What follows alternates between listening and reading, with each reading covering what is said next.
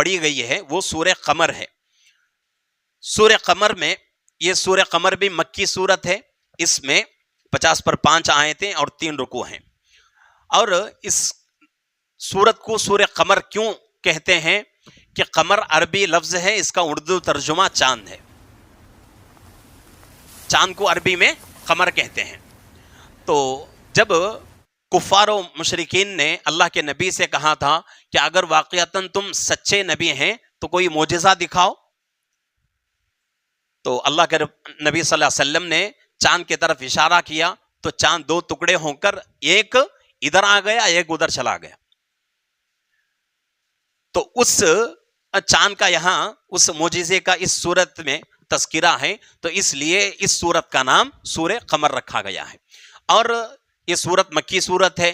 جیسا کہ میں پہلے دن سے بول رہا ہوں کہ تینوں چیزیں بیان ہوتی ہیں، توحید بھی، رسالت بھی اور آخرت بھی. اس کے ساتھ ساتھ قوم نوح کا تذکرہ ہے، قوم عاد کا تذکرہ ہے، قوم سمود کا تذکرہ ہے، اور اسی طریقے سے قوم لوط کا بھی تذکرہ ہے.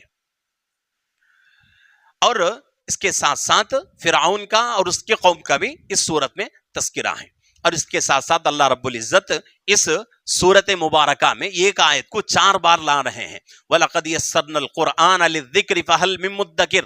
جو لوگ کہتے ہیں کہ بھئی قرآن نہیں پڑھ سکتے، ہماری زبان نہیں پلٹتی، قرآن سیکھنا ہمارے لیے مشکل ہے، تو ان کی تمام باتیں جھوٹی ہیں.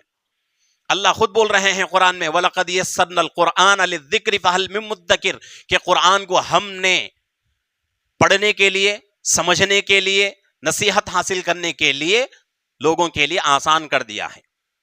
اللہ خود بول دیا آسان بول کر، ہمیں مشکل بول لیا تو ہوتا نہیں ہو. کیا سمجھ میں آیا؟ قرآن سیکھنا ہی سیکھنا ہے ہر حال میں. سیکھے تو قرآن کا حق ادا ہوتا. ہاں صرف سیکھے تو نہیں. بہت سارے لوگ ہیں قرآن پڑھنا آتا لیکن پورا رمضان گزرتا ایک قرآن پہ ختم کرتے نہیں. ہاں کیا سیکھ کو کیا فائدہ؟ بولو. قرآن ہے سو کیا واسطے ہے؟ پڑھنے واسطے چ نہیں، ہاں اس پر عمل کرنے واسطے چ اللہ نازل کرے ہیں. پڑھنا آتا نہیں ہے، چلو بھائی پڑھنا آتا نہیں، لیکن پڑھنا آ کر بھی قرآن نہیں پڑھے تو وہ بھی مبارک مہینے میں، کتنی بدنصیبی کی بات. رمضان کا اور قرآن کا بہت گہرا تعلق ہے. اسی لیے رمضان میں تراویح ہوتی ہے اور ایک مہینے میں مکمل ایک قرآن ختم ہوتا ہے. تو اس لیے قرآن کو سیکھنا ضروری ہے، ہر حال میں سیکھنا ہے. سیکھیں گے